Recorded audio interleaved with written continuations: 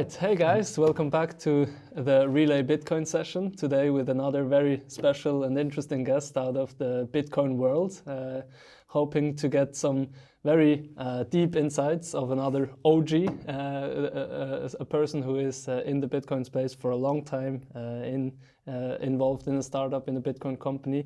We have here Douglas Bakkum, the co-founder and CEO of Bitbox. Well, actually, the company is called Shiftcrypto, but your main product is called the Bitbox, which is a Bitcoin hardware wallet that we as Relai actually also propose or suggest to buy for our users. Obviously, everyone can store their Bitcoin as they wish, but we think that Bitbox is actually the best way to safely store your Bitcoin in a cold hardware wallet. Obviously, if you buy Bitcoin over Relai, then you have it.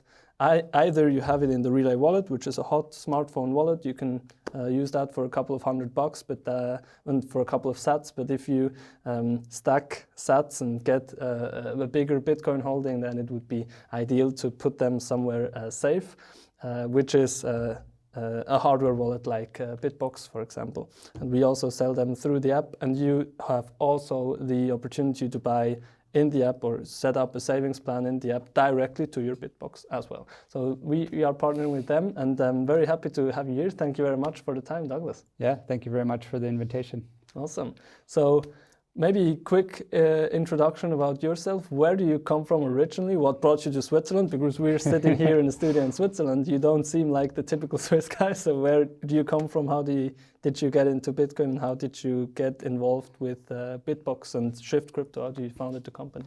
Yeah, let's see. I guess we're aiming for around a half-hour talk or so. I could talk about that for a half an hour, but I'll try to give you the quick story. So yeah, I'm not Swiss. I'm originally from America, grew up in Wisconsin. And I guess my background is academic. So I've been in school for as long as you could be. So I actually have a PhD in neuroscience and neuroengineering.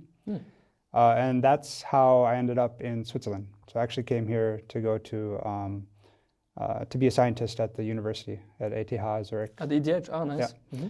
So, and that's what I came here to do. And yeah, so how does a neuroscientist become interested in Bitcoin, right? So I think, Bitcoin itself is extremely fascinating, extremely powerful. So it doesn't really matter what your background is. Once you dive down the rabbit hole a little ways, you're probably going to get caught. And so that happened to me. I would say the first time that happened was, I think, 2013. And I happened to be in Japan at the time. I was living in Japan before coming to Switzerland.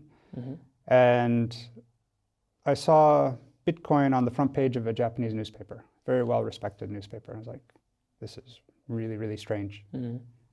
Why is this monopoly money on getting this publicity like that? And so I went to research it. And having, I guess, an academic scientific background, I kind of grasped pretty early on some of the implications of it. What really attracted me to it was this idea of solving an unsolved problem in computer science. So the Byzantine generals problem, which is, to put it really simply, it's basically how can you trust someone, they talked about wars and Byzantine generals before, but with respect to Bitcoin, how can you trust or not have to trust someone on the other side of your internet connection when they send you money? How do you know they actually did send you money? How do you know they didn't double spend it to someone else where you can lose your money? And Bitcoin solved that. And so it solved the issue of trust on the internet and finally solved the issue of being able to transfer money safely. And I thought, okay, that's pretty cool. I didn't know if Bitcoin was going to work, but I knew that this idea was going to work. And it was just a matter of time, not a question of if, but when. And so I got into it, and I guess, if studying the brain also is a pretty fascinating, special thing. But I've always been attracted to things that I think can change the world. And so the brain is one, I think Bitcoin is another. And if I stayed in academia, my next step would be to become a professor. And I wasn't sure I'd like that. And so thought, okay, there's this Bitcoin space. Sounds interesting. Maybe I'd like to do that. how can I get involved? I didn't think anyone would hire a neuroscientist. So, and also there were not really Bitcoin companies hiring at all. Yeah, that also. So limited options. And so I just decided, okay, try to make my own company, give myself a job. And also you're in the exact right spot here in Zurich, because obviously, so then if you were 2013, you were in Japan, so maybe 2014, 15, you came to Zurich? Actually, 2010, so I was back visiting Japan.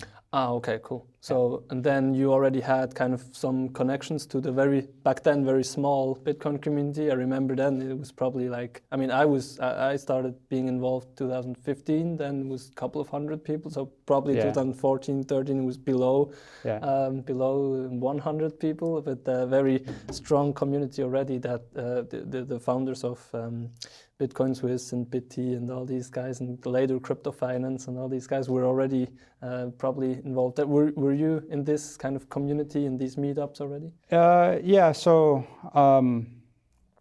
well, I started making a hardware wallet by myself.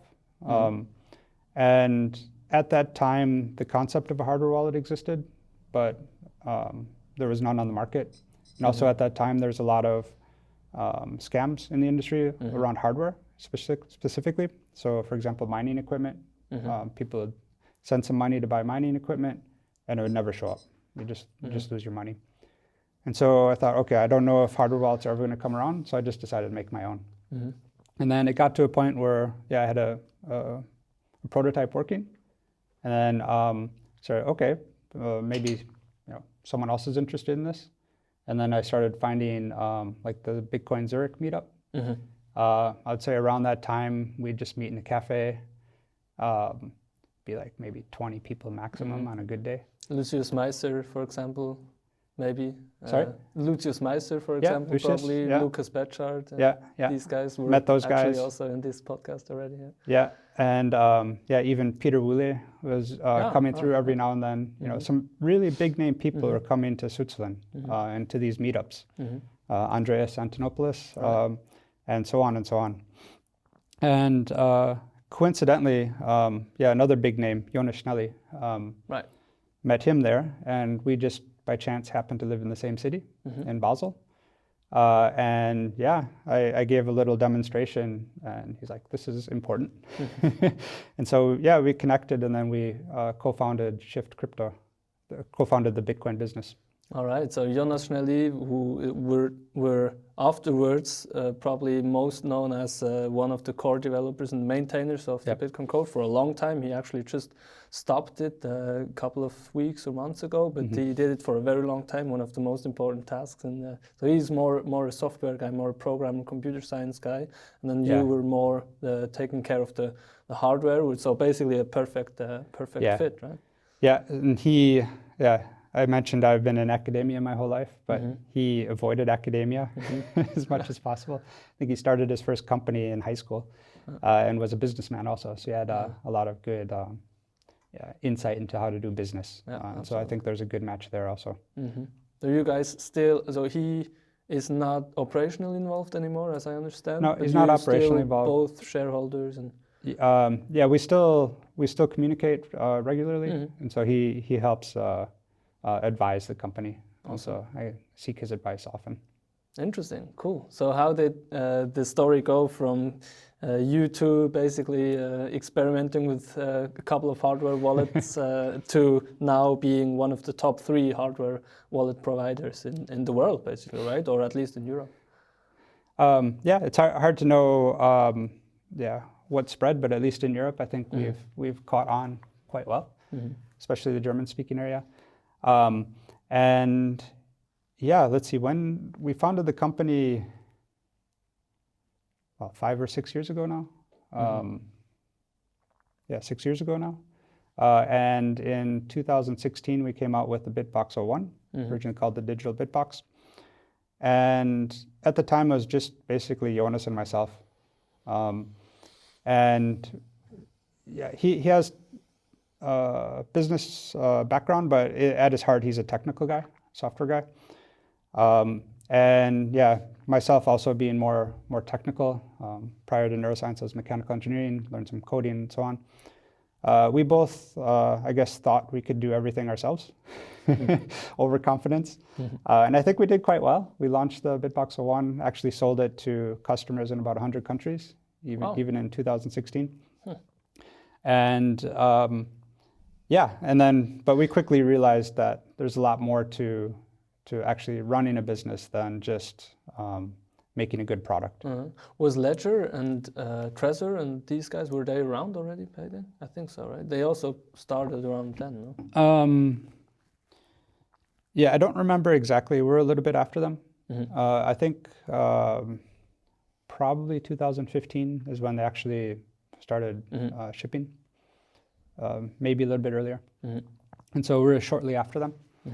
And then no one really knew about us for a number of years because technical guys kind of underestimate marketing. And so the Bitbox 01's now retired, and we've launched the Bitbox 02, quite strong product, I think. And that's been out for maybe 2 years. And so with that launch, we also put a bigger focus on marketing and,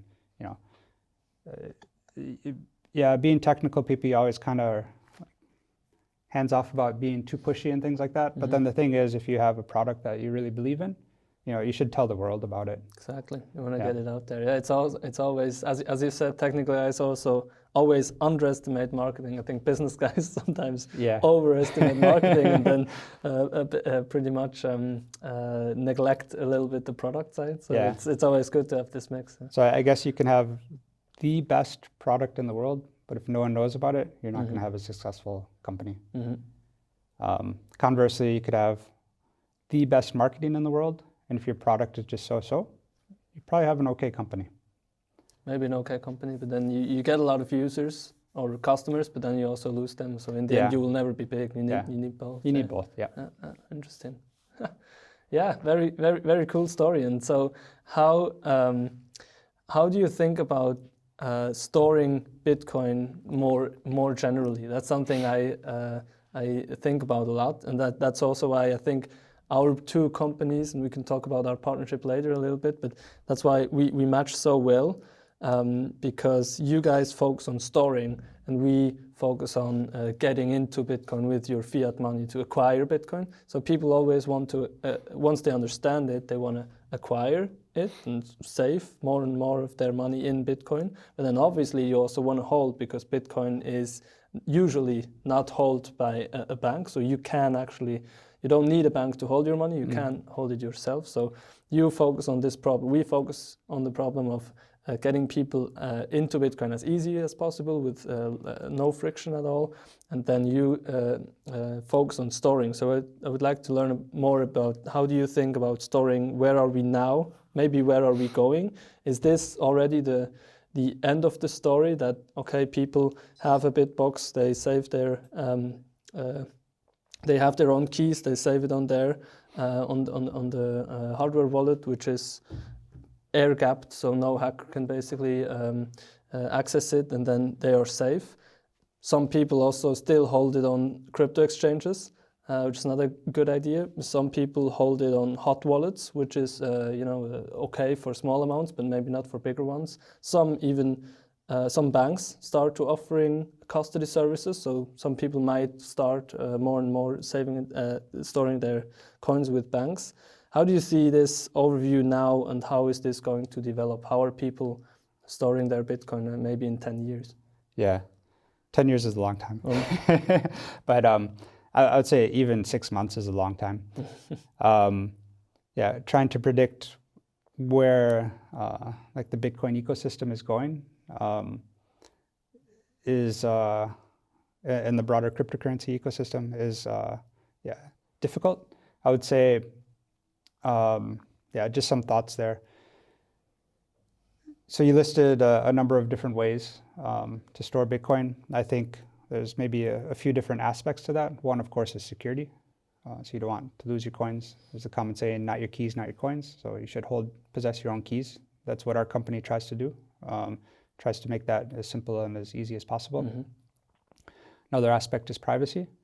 A very important one. I think it's underestimated a little bit, in the sense of do you really want like other entities to know like your whole financial history? Because with Bitcoin, and any cryptocurrency really,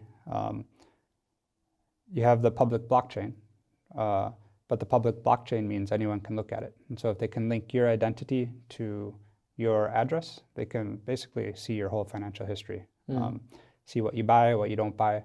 Yeah, maybe some people will say, oh, that's not important, things like that. But then that leads to a third issue, which is censorship. And so if you don't hold your own keys, you're subject to other people giving you permission to spend your coins. And just in the news last week, Tether, who have a stable coin for US dollars, they just locked an account. They just froze it. And the account had about $1 million in it. And in the press release, they say, yeah, we do this all the time. There's hundreds and hundreds of accounts we just freeze randomly. Well, not randomly, but whenever they have a suspicion.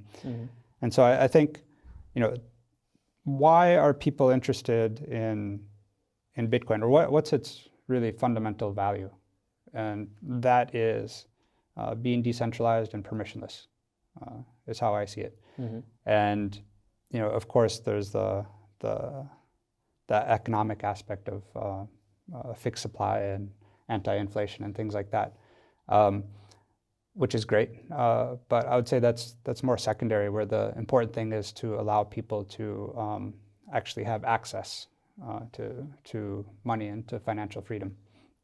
And so if you're in Switzerland or if you're in the United States, maybe this doesn't hit home as much as other jurisdictions.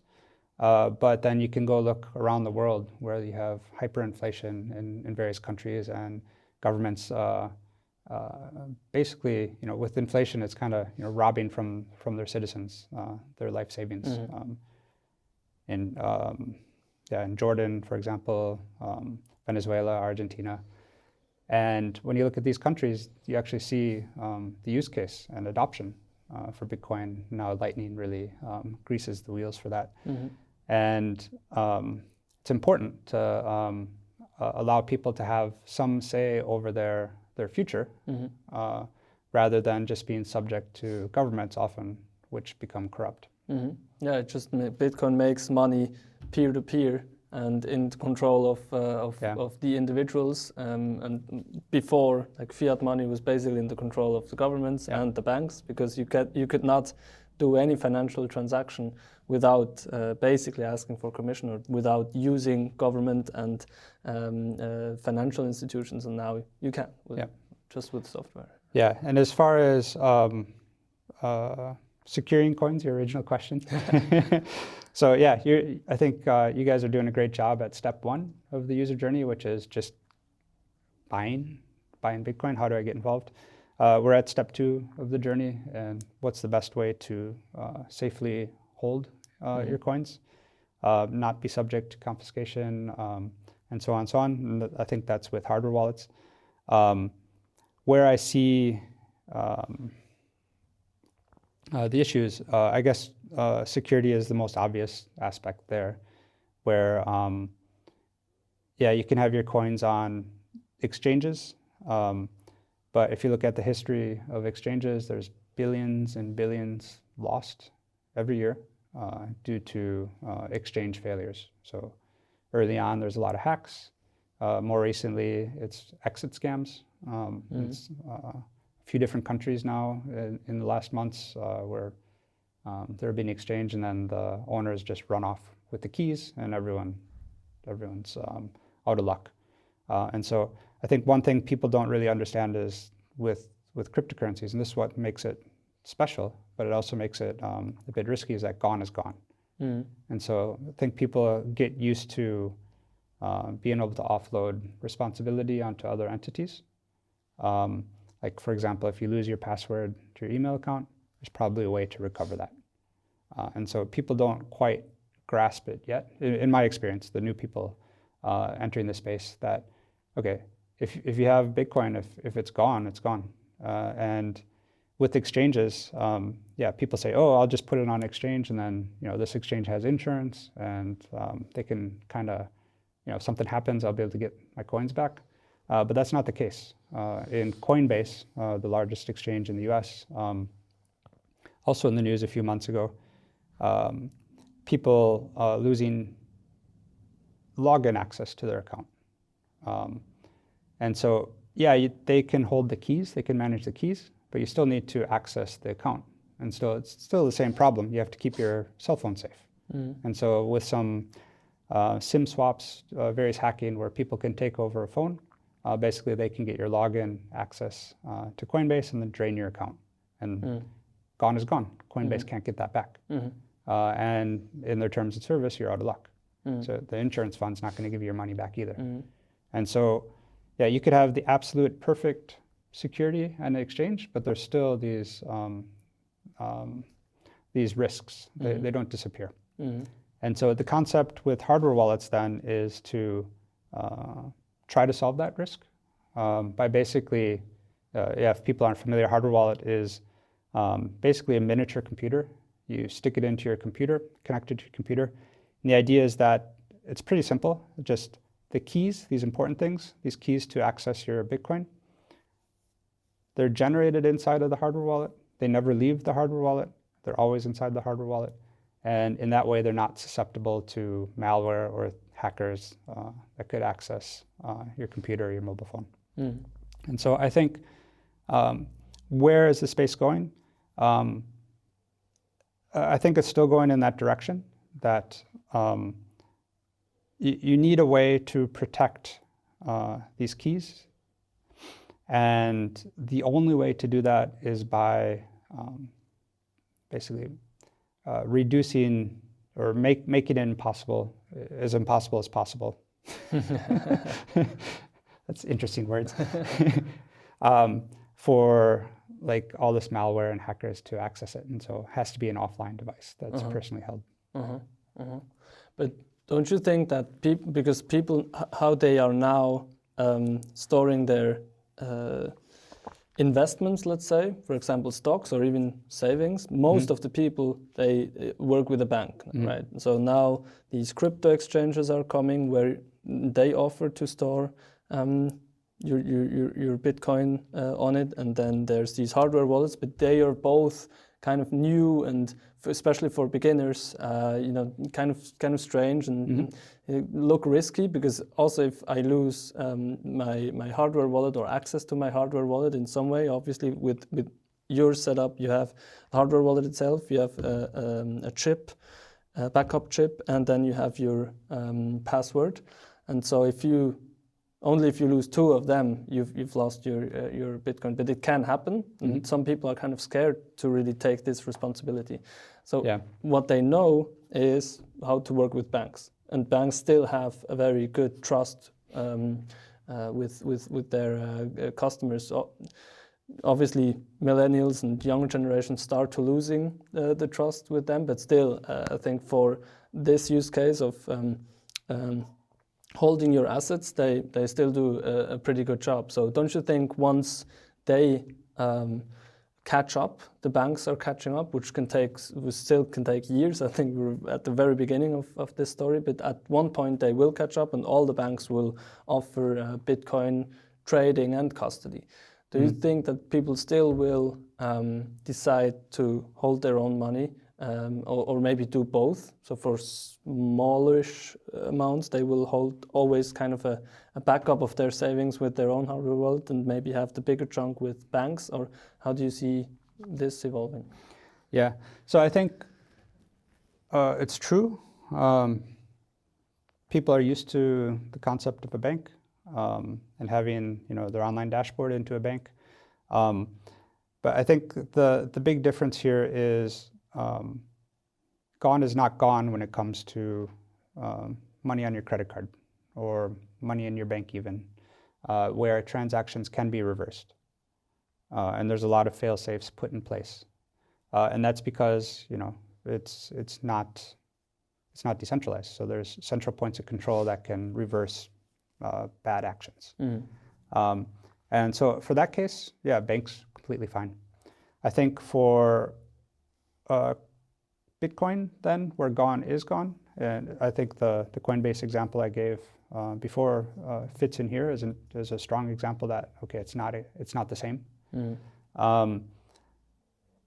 I can see like exchanges and banks being a stepping stone, but then the issue is the same. It's how do you now protect the access to the account? And I think in that case, maybe in the future, it could be not necessarily custody of your coins given to an exchange or custody solely to yourself, but maybe like a shared custody model where you basically no longer have a single point of failure for your self-responsibility or for the exchange, but you kind of share this responsibility where you split the access to each. And I think hardware wallets can have a role there because that's exactly what they do. They're designed to secure Bitcoin. But really what that means is it's just securing some kind of access key, some kind of just random number. And that random number can be applied for cryptocurrencies. It can be applied for login. There's a lot of thoughts out there about how to do what's called multisig, where you don't need only one key, but you need multiple keys. And so dividing those keys up between different entities could be a way forward. Yeah, absolutely. I also think what is interesting is that what scares people is, I am the owner and I am responsible for these seeds, for these seed words or for this backup chip or whatever. I'm responsible for storing this, and if I lose it, I lose all my money, and that scares people. Yeah. But as you mentioned, then there are now ways to have multisig also between different parties, so different people that you really trust, like your parents, for example, or whatever. Also to institutions you trust, like banks. So you could think of, okay, I hold one part of the key, but then my mom holds part of the key, and my bank holds part of the key. And then if I lose it, these two can come together and back it up. Or things like, okay, I can share it with 5 of my close relatives and friends that I trust, and if I lose my access, I can get, or if I lose my phone, if I lose my hardware wallet, I can ask 3 of them to come together, obviously in a digital, very simple way, software-based, and then they basically come together and help you restore your funds. So it's actually a social storing option, which I think is pretty interesting. Do you guys think about that, or do you see this coming in the industry? Do you maybe even work on things like that for a Bitcoin 03 or something, Bitbox 03 or something? Yeah, for sure.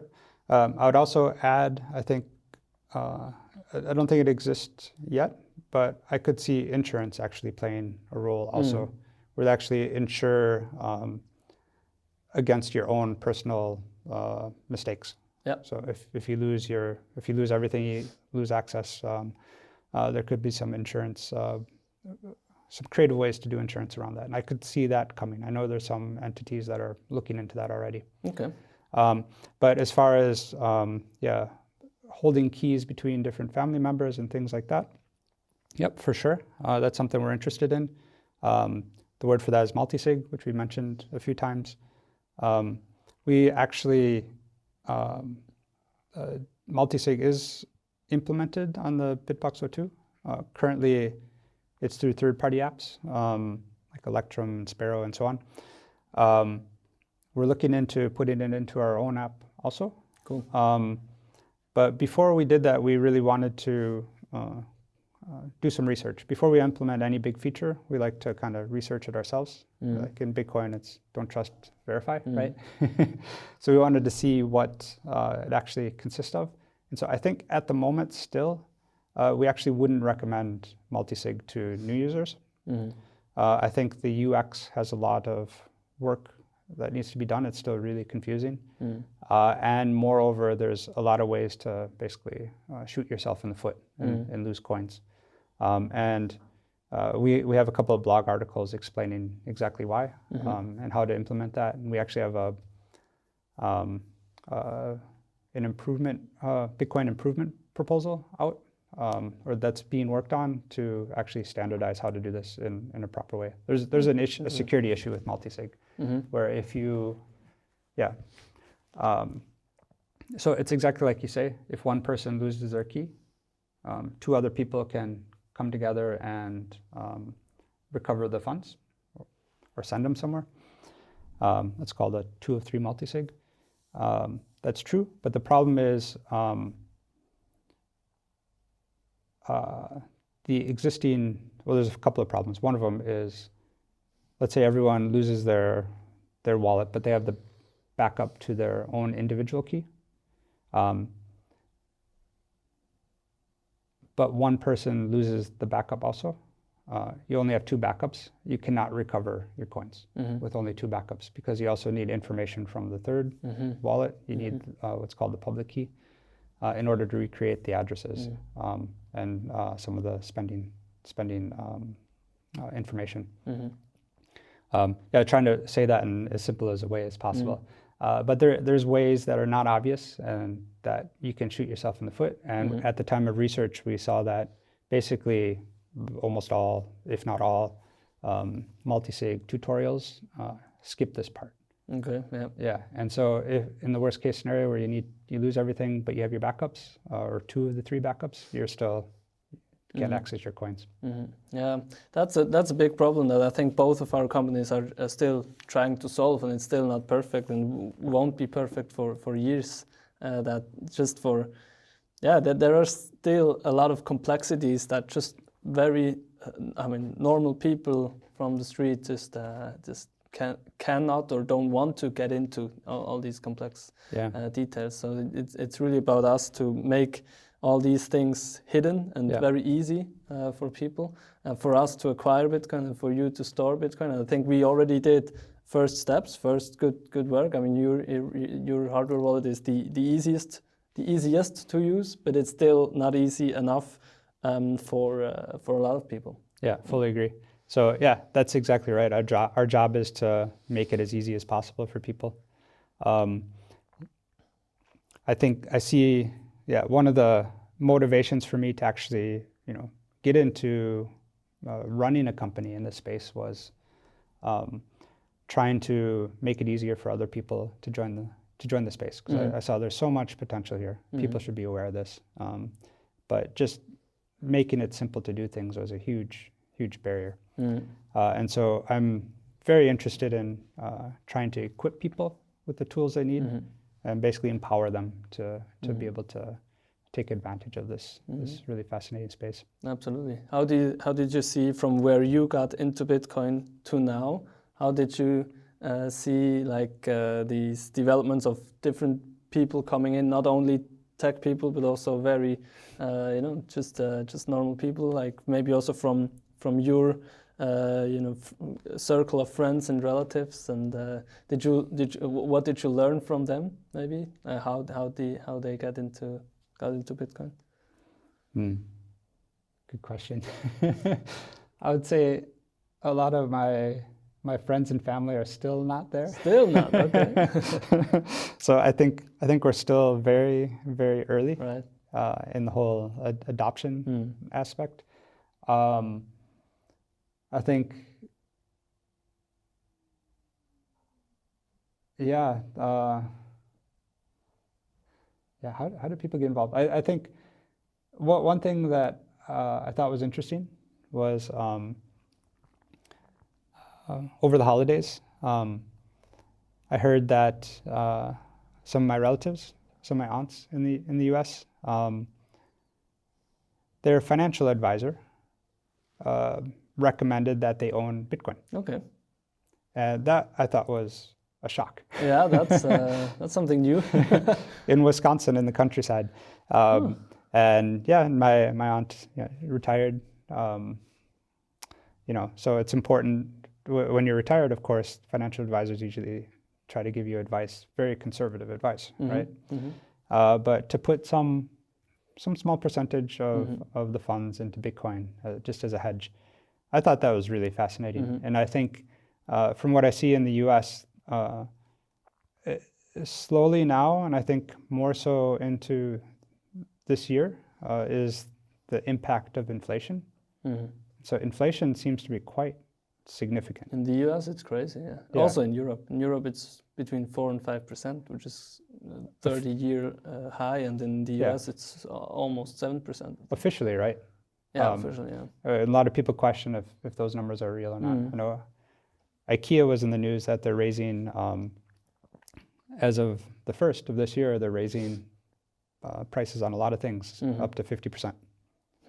30 to 50% on a number of furniture and other things. And food gets more expensive. You can even see it here in Switzerland where it's quite stable, but food is getting more. You can't have a lunch meal in a restaurant below $20. And this you could have between 10 and $20. Now it's not happening anymore. It's pretty crazy. Everything is getting more expensive. Netflix is getting more expensive. Yeah. Swiss prices, probably not a good... Yeah, maybe that's another story. Yeah, surprised. Where did you find a place under $20? 20 francs. Used to, but not anymore. That's yeah, and so, inflation is, and you look at what, it's not only this year, but if you look at what's like some of the fundamental things for living, like renting apartments, buying a house, education, food, insurance. It's not only this year, it's been a number of years building where that's vastly exceeding the official inflation rates. And I think now just the other things are going to catch up this year. And so, that's part of it where people are beginning to realize, inflation is going to seriously affect my retirement funds. Do you personally then, because of that, own a lot of your fund? Do you store a lot of your funds in Bitcoin? If you want to talk about it, maybe even give a percentage. Yeah, I saw one of your previous interviews where you say you try to get that out of people. I always try to, but you don't have to, obviously. Yeah, no, I'm not going to give any specific percentages, but I think having some amount that you're comfortable with, having it in Bitcoin makes a lot of sense. Yeah, I think it also depends on with every investment, like because traditional savings is not possible anymore. It used to be possible when interest rates were higher than inflation. Then you could just save it on your account, and then you would have a 1, 2, 3% plus every year, which was great.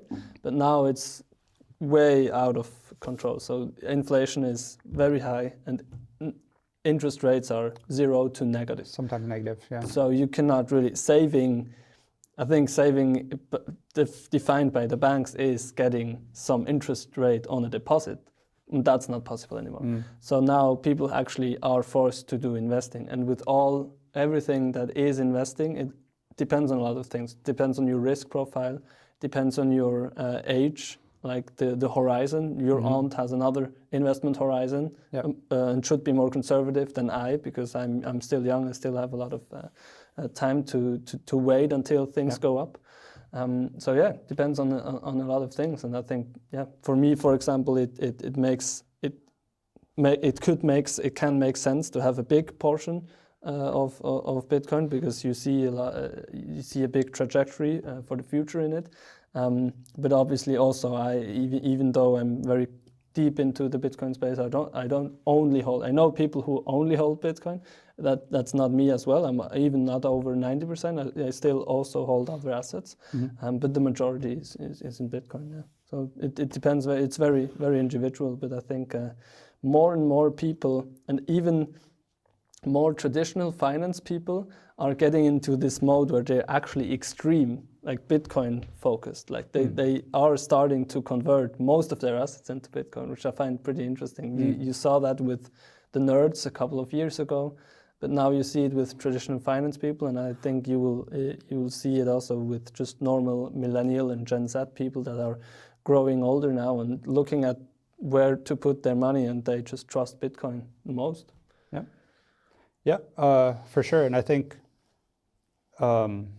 it's when you look back at it after being in for a number of years, it's kind of impressive, right? When you take a step back. And I think one of the big things that Bitcoin is now achieving is people are a bit more comfortable with it in the sense Mhm. of it's probably not going to go to zero. Mhm. It's been hard, battle tested very hardly. Mhm. And it's gone through a lot of different tests and trials, and it's still running.